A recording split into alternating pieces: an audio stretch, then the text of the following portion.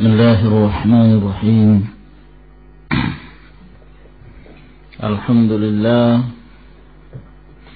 حمدا كثيرا طيبا مباركا فيه كما يحب ربنا ويرضاه وأشهد أن لا إله إلا الله وحده لا شريك له وأشهد أن محمدا عبده ورسوله وصلى الله عليه وعلى آله وأصحابه وسلم تسليما كثيرا أما بعد. Telah kita jelaskan pada pertemuan yang lalu tentang keimanan yang keempat, fima yata'allaqu billahi subhanahu wa ta'ala, wa huwa al-iman bi asma'ihi wa sifatihi, yaitu beriman tentang nama-nama dan sifat-sifat Allah subhanahu wa ta'ala, bahwa seorang mukmin wajib atas mereka untuk mengimani seluruh apa yang dijelaskan oleh Allah dan Rasul-Nya dari nama-nama dan sifat-sifat Allah subhanahu wa ta'ala, dengan tanpa tahrif wala ta'til wala takyif wala tamthil. Kemudian setelah itu beliau menjelaskan bahwa dalam hal ini ada dua musuh, di mana dua kelompok besar ini adalah kelompok yang menyimpang dari nusus wahyu Al-Quran was Sunnah. Yang pertama, golongan yang disebut dengan Al-Mu'attilah. Al-Mu'attilah yang menafikan nama atau sifat Allah subhanahu wa ta'ala, baik secara keseluruhan maupun sebahagiannya. Dan telah kita sebutkan bahwa di antara kelompok tersebut, dalam mereka dari kalangan Jahmiyah wal Mu'tazilah wal Asy'ariyah, fa amsalu haula. Dan pendapat kelompok ini adalah merupakan pendapat yang batil, ditinjau dari beberapa sisi. Sisi yang pertama yang telah kita sebutkan adalah melazimkan jika seorang menafikan apa yang ditetapkan oleh Allah subhanahu wa ta'ala dengan alasan bahwa apabila ditetapkan maka menyerupai Allah subhanahu wa ta'ala dengan makhluknya dari sifat-sifat tersebut, maka dengan keyakinan ini menyebabkan seseorang untuk menuduh bahwa di dalam kitabullah, di dalam firman Allah subhanahu wa ta'ala yang terjadi adalah tanaqud wa ta'arud, saling bertentangan, kontradiksi antara sebagian firman Allah dan sebagian yang lainnya, yang akhirnya akan menimbulkan keraguan terhadap firman Allah subhanahu wa ta'ala. Sebab apabila saling bertentangan tentunya akan saling mendustakan. Apabila saling bertentangan tentunya ada yang benar dan lawannya pasti salah. Sehingga ketika disebutkan bahwa menetapkan tangan bagi Allah, menetapkan mata bagi Allah, itu adalah penyerupaan terhadap makhluk, padahal Allah subhanahu wa ta'ala sendiri yang menetapkan. Rasulnya sallallahu alaihi wasallam sendiri yang menyebutkan. Kalau dikatakan ini menyerupai makhluk, Dalam artian Allah Subhanahu wa taala di dalam ayat yang lain menafikan itu dengan firman-Nya laisa kamitslihi syai'un wa huwas samiul basir. Berarti terjadi pertentangan itu. Nah, sehingga menimbulkan keraguan tentang kebenaran Al-Qur'anul Karim. Ats-tsani, yang kedua, annahu la yalzamu min ittifaqi syai'aini, bahwa tidaklah harus, tidak mesti dari sepakatnya dua hal, sepakatnya dua sesuatu, fismin, dalam hal nama, au sifatin, atau dalam hal sifat. Ya, kalau namanya sama ataukah nama sifatnya itu sama, ayakuna mutamathilain, mengharuskan kesamaan, mesti sama antara kedua nama tersebut atau antara kedua sifat itu. Tidak mesti. Jangankan antara al-khaliq dengan makhluk, antara Allah Subhanahu wa ta'ala dengan makhluknya, di antara para makhlukat sendiri terjadi perbedaan, ya, yang sangat. Walaupun dilihat dari sisi nama sama, dari sifat sama. Fa anta tara asy-syakhsaini yattafiqan, maka engkau melihat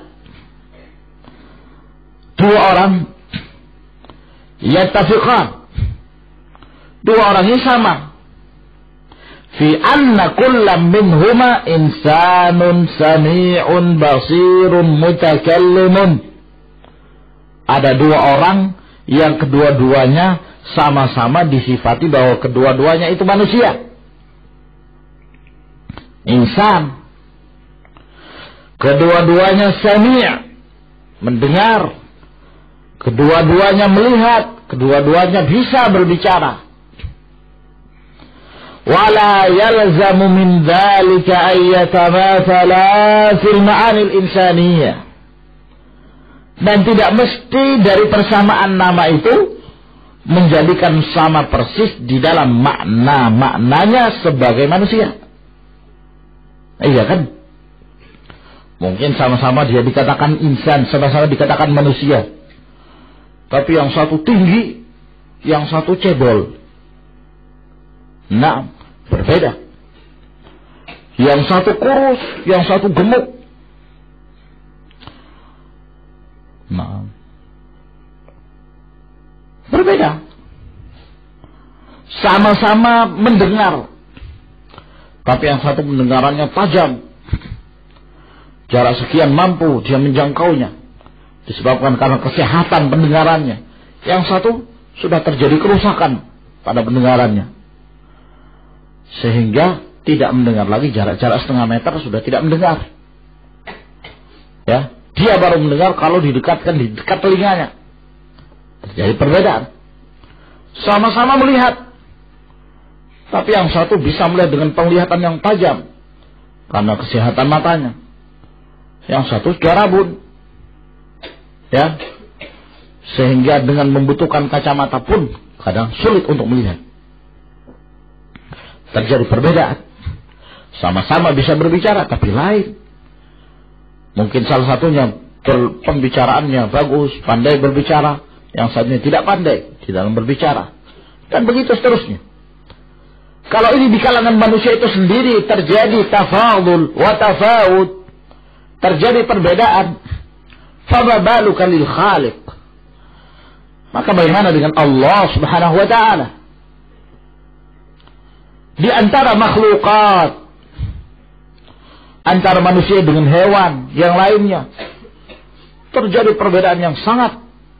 Walaupun sama-sama dikatakan hayah, memiliki kehidupan, sama-sama dikatakan mata, tapi mata manusia tidak seperti mata mereka. sama-sama memiliki hidung manusia tidak seperti hidung mereka. Dan begitu seterusnya. Wa taral hayawanat laha aydin wa arjulun wa a'yunun. Hewan-hewan itu mempunyai tangan, mempunyai kaki, mempunyai mata. Wala yalzamu min ittifaqiha hadza, dan tidak mesti dari persamaan nama tersebut antakuna aidiha wa arjuluha wa a'yunuha mutamathilatan, mengharuskan tangannya, kakinya dan matanya itu sama. Ya. Barang siapa yang mengatakan sama antara kaki gajah dengan kaki lalat, periksa akalnya. Nah, padahal sama-sama kaki. Nah, barang siapa ya mengatakan bahwa hidung saya sama dengan hidung babi, periksa akalnya. Orang kan tersinggung, berat tentunya. Kan sakit hati dikatakan seperti itu. Nah, ini di kalangan makhluk saja demikian keadaannya. Ya, sudah terjadi perbedaan yang sangat. Nah, apalagi terhadap Allah Subhanahu wa ta'ala. Nama bisa sama, tapi hakikat berbeda. Fa idza dhara tabayun bainal makhluqat, maka apabila telah nampaklah perbedaan di antara sekian makhluk, fima tattafiqu fihi min asma'in aw sifatin, terhadap apa-apa yang sama mereka dalam hal penyebutan nama atau sifat, fattabayunu bainal khaliqi wal makhluqi abyan wa a'zam, maka perbedaan antara sang pencipta dengan makhluk itu lebih jauh lagi, lebih besar lagi.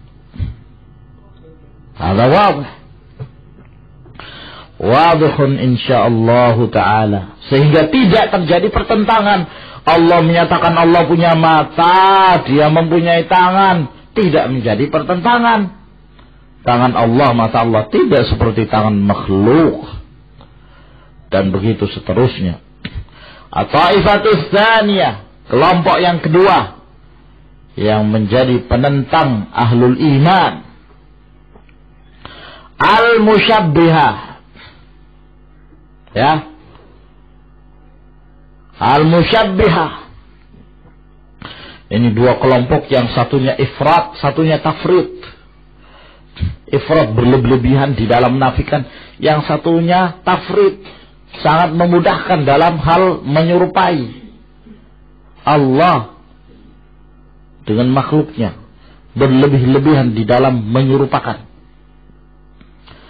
Kelompok yang kedua ini al-musyabbihah, yang menyerupakan Allah itu dengan makhluknya. Alladzina asbatul asma'a was sifati ma'a tashbihillahi ta'ala bi khalqih.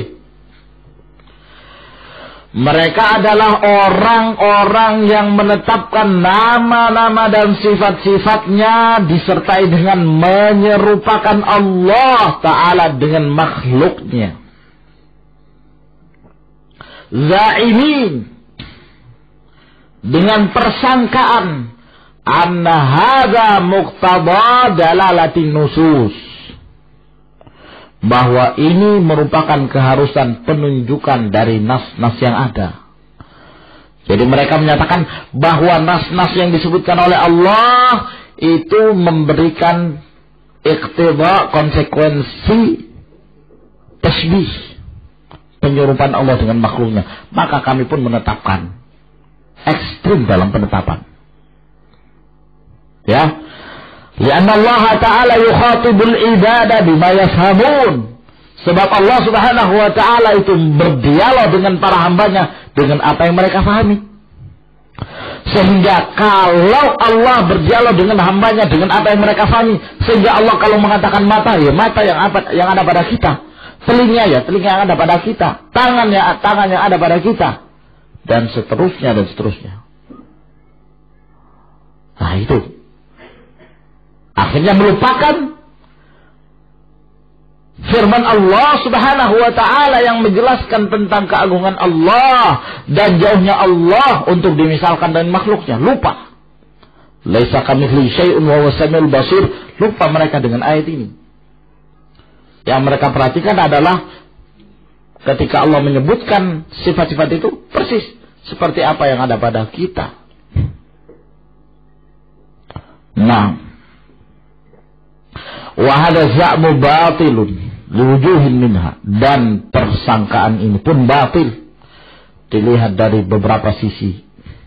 Di antaranya al-awwalu, yang pertama, anna musyabahatallahi ta'ala li khalqihi amrun batilun yubtiluhu al-aqlu wasyar'u, bahwa penyerupaan Allah subhanahu wa ta'ala dengan makhluknya ini adalah perkara yang batil, yang telah dibatalkan oleh akal dan telah dibatalkan oleh syariat. Wala yumkinu ayyakuna muqtada nususil kitab wa sunnah amran batilan, dan tidaklah mungkin konsekuensi dari nas-nas Al-Quran dan As-Sunnah itu bisa menjadi perkara yang batil. Tidak mungkin. Jelas kebatilannya untuk diserupakan Allah dengan makhluknya. Makhluk yang penuh kekurangan, serba kurang, serba naqs, serba aib, serba kotor. Mau disamakan dengan Allah Al-Ali, Al-Azim, yang maha sempurna, mana bisa disamakan? Nah, maka sangat jauh perbedaannya. Allahu huwal ghani wa antumul fuqara. Allah itu maha kaya, kalian itu adalah orang-orang yang sangat butuh kepada Allah. Dari situ saja sudah nampak perbedaan. Dalam hal apa yang diciptakan oleh Allah sudah sangat jauh berbeda. Allah yang maha kuasa menciptakan langit tanpa tiang, menciptakan bumi yang demikian luas, matahari, bulan dan segala isinya. Mau disamakan dengan manusia? Hah? Yang baru hanya menciptakan pesawat misalnya sudah berbangga diri. Baru menciptakan robot yang bisa bergerak memberi bantuan kepada manusia, sudah berbangga diri manusia itu. Ya. Robot yang gerakannya demikian kaku, bandingkan dengan manusia yang gerakannya polos begitu. Mau disamakan, dia jauh. Ats-tsani, yang kedua, anna Allah Ta'ala khatabal ibada bima yafhamun min haitsu aslul makna. Bahwa Allah Subhanahu wa Ta'ala itu mengajak bicara para hamba, berdialog dengan para hamba dengan apa yang mereka pahami, tapi dari sisi asal maknanya.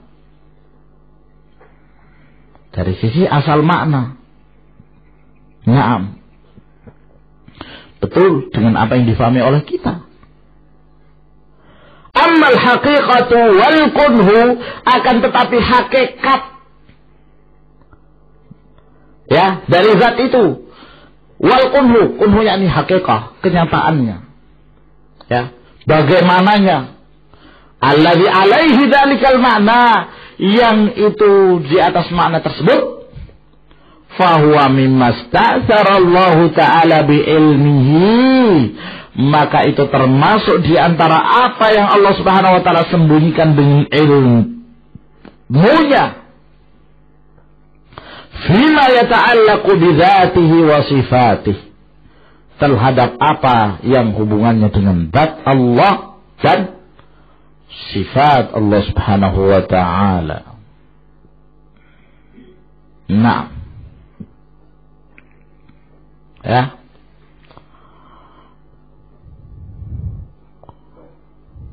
jadi tidak bisa kemudian kita menyikapi semuanya mesti sama dengan apa yang kita lihat.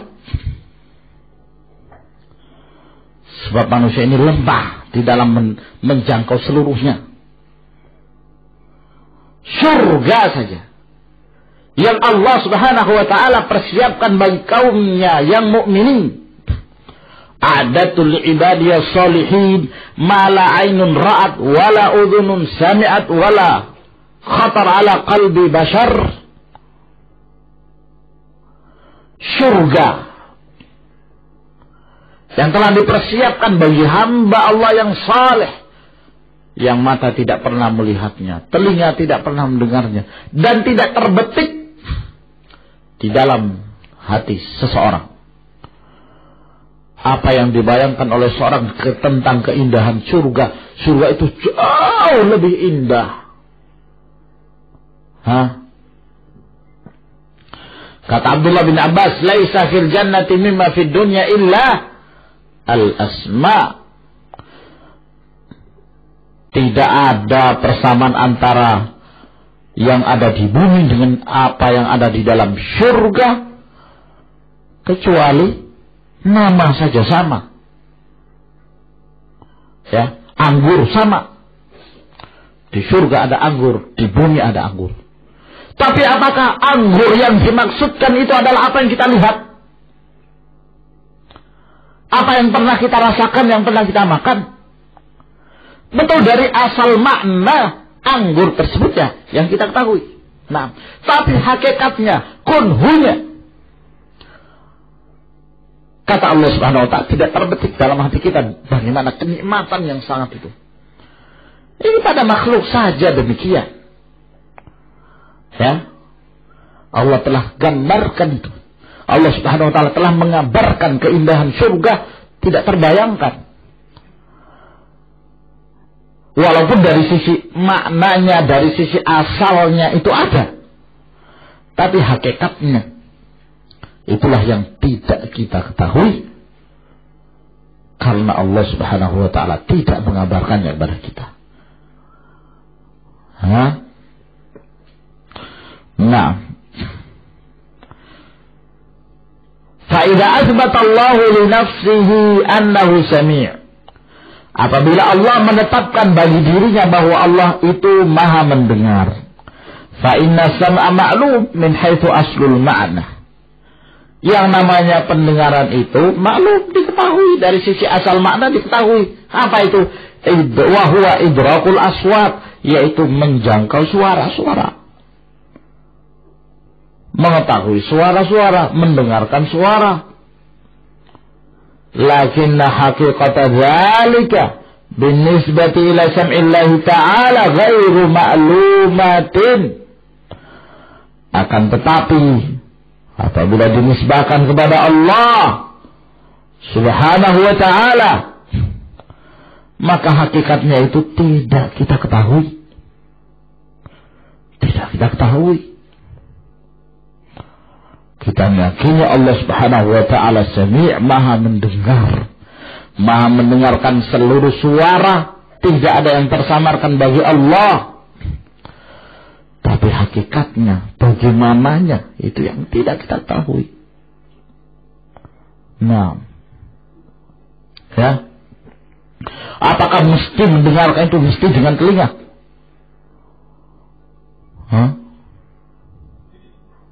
Kita tidak ketahui, karena Allah tidak mengabarkan. Yang Allah kabarkan bahwa Allah Subhanahu wa ta'ala mendengar.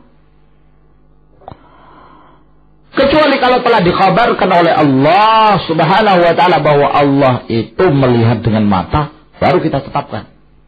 Tapi bagaimananya, kenyataannya juga kita tidak ketahui, karena tidak dikabarkan oleh Allah Subhanahu wa ta'ala. Kita berhenti terhadap apa yang telah dikabarkan oleh Allah kepada kita. Yang tidak dikabarkan, nakif, kita tidak membicarakannya. Nah, itulah sikap kita dalam permasalahan nama dan sifat Allah, sebagaimana yang dikatakan oleh para ulama salaf, amirruha kama ja'at bila kaifa. Biarkan ya ayat-ayat itu sebagaimana datangnya, dengan tanpa bagaimana, tanpa membahas hakikatnya. Nah, li'anna haqiqat as-sam'i tatabayanu hatta fil makhluqat, karena hakikat dari pendengaran itu pun berbeda-beda sampai dalam di kalangan makhluk. Ya, di kalangan makhluk. Apakah disyaratkan di kalangan makhluk itu kalau mendengar mesti pakai telinga? Hah? Syarat. Betul. Yakin? Telinganya HP di mana? Yes, tidak mendengar. Kenapa bisa menjawab? Hah? Telinga antum dengar dari mana? HP. HP dengar dari mana? Hah? Sah, buktinya bisa menjawab.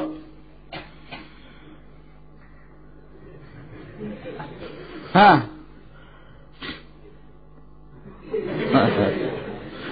Nah, buktinya bisa menjawab.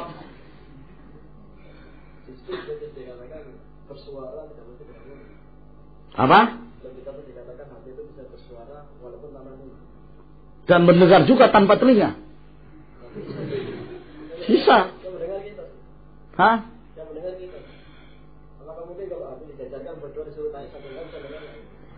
Contoh yang lain, biasa orang berdialog dengan komputer. Komputer jawab, dia berbicara, dijawab oleh komputer. Bisa. Dan dia memahami. Bisa ya. Nah, bisa lah.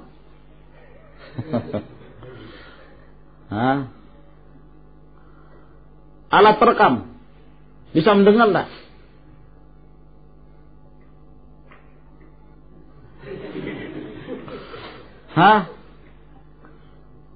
Dia nyimpannya nih, dia mendengarkan itu semua.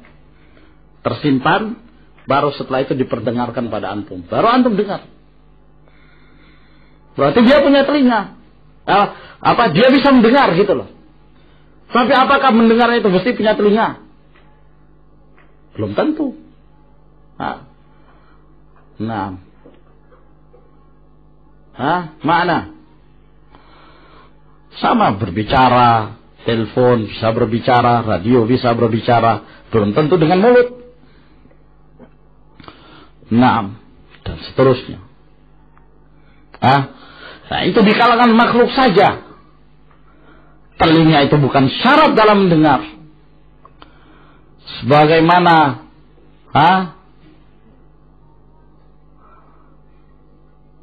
mulut juga bukan syarat untuk bisa berbicara. Ini di kalangan makhluk. Bagaimana dengan Allah Subhanahu wa ta'ala? Fattabayunu fiha bainal khaliq wal makhluq abyan wa a'zam. Maka perbedaan antara al-khaliq dengan makhluk itu lebih sangat jauh lagi. Lebih besar lagi perbedaannya. Wa idza akhbara Allah Ta'ala an nafsihi annahu istawa ala arsyih. Apabila Allah mengabarkan tentang dirinya bahwa Allah itu bersemayam di atas arasy, fa innal istiwa'a min haitsu aslul makna ma'lum, maka bersemayam itu, istiwa itu dari sisi asal maknanya diketahui. Lakinna haqiqatal istiwa allati huwa alaih, akan tetapi hakikat istiwanya di mana Allah beristiwa di atas arasy, ghairu ma'lumatin bin nisbati ila istiwa'illahi ala arsyih, itu sama sekali tidak kita ketahui apabila dinisbahkan pada istiwanya Allah di atas arsy. Lianna haqiqatal istiwa tatabayanu fi haqqil makhluk. Karena hakikat istiwa itu sangat jelas perbedaannya. Ya. Di kalangan makhluk. Naam. Di kalangan makhluk saja istiwa itu, bersemayam itu, ya, itu berbeda. Apalagi terhadap Allah. Di kalangan makhluk, falaisal istiwa'u ala kursiyyin mustaqir. Tidaklah sama antara bersemayamnya seorang di atas kursi yang tetap tidak goyang-goyang. Iya kan? Bersemayam dia. Makhluk itu bersemayam di atas kursi. Ya, kursinya empuk, ya, enak, tidak gerak sana, gerak sini, nyaman rasanya. Ya, tidak sama dengan apa? Kal istiwa ala rahli ba'irin sa'bin nafur. Tidak sama dengan beristiwanya, bersemayamnya seorang di atas kendaraan unta yang susah, lagi pula nafur, liar. Suka lari sana, lari sini. Gimana? Atau dengan contoh lain. Apa itu? Banteng. Naam. Sama bersemayamnya. Banteng kalau marah, bolak-balik. Mau dikatakan sama? Tidak. Kita mengatakan Allah istiwa di atas arasy, dan Allah tidak membutuhkan arasy, dan Allah itu jauh dari arasy, dan Allah itu jauh dari makhluknya. Nah, fa idza tabayanat fi haqqil makhluk, maka apabila terjadi perbedaan di kalangan makhluk, fatabayunu fiha bainal khaliqi wal makhluqi abyan wa a'zam, maka perbedaannya antara al-khaliq dengan makhluk pun lebih jauh lagi dan lebih besar lagi. Wal imanu billahi ta'ala ala ma wasafna, dan beriman kepada Allah Subhanahu wa ta'ala dengan apa yang kita sifati, beriman dari 4 perkara.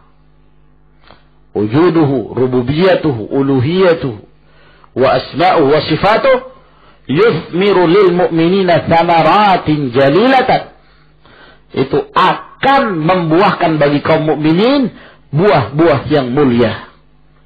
Minha, di antaranya, al-ula, buah yang pertama, tahqiqu tauhidillahi ta'ala, adalah membenarkan tauhid kita kepada Allah Subhanahu wa ta'ala, bihaitsu la yata'allaqu bighairihi raja'an wala khaufan wala ya'budu ghairah, di mana seorang hamba tidak akan bergantung kepada selain Allah, baik dalam hal berharap maupun dalam hal rasa takut, dan tidak menyembah kepada selain Allah Subhanahu wa ta'ala, dengan disempurnakannya tauhidul uluhiyah. Az-zaniyah, yang kedua, kamalu mahabbatillahi ta'ala, sempurnanya kecintaan Allah Subhanahu wa ta'ala. Wa ta'zimuhu, dan semakin kita mengagungkan Allah bimuqtada asma'ihil husna wa sifatihil ulya, dengan kehalusan dari makna nama-nama Allah yang mulia, yang ahsan, dan sifat-sifatnya yang mulia, yang maha tinggi. Ya. Barang siapa yang semakin mengenal Allah, maka Allah Subhanahu wa ta'ala akan semakin cinta kepadanya. Barang siapa yang semakin mengenal Allah, maka dia akan semakin cinta kepada Allah. Barang siapa yang semakin mengenal Allah, maka dia akan semakin menyembah Allah Subhanahu wa ta'ala. Man kana billahi a'raf, kana billahi a'bad. Barang siapa yang semakin mengenal Allah, maka semakin dia beribadah kepada Allah Subhanahu wa ta'ala. Karena ketika dia mengetahui Allah itu maha mengetahui, Allah itu mengetahui yang tersembunyi, maka timbul rasa takut bagi dia untuk berbuat maksiat, berbuat dosa. As-salisa, yang ketiga, tahqiqu ibadatihi bi fi'li ma amara bihi, membenarkan ibadah dengan mengerjakan apa yang diperintahkannya, wajibina bima naha anhu, dan menjauhkan diri dari apa yang dilarang dari Allah Subhanahu wa taala. Wallahu a'lam bishawab. Ilahuna ikhwan.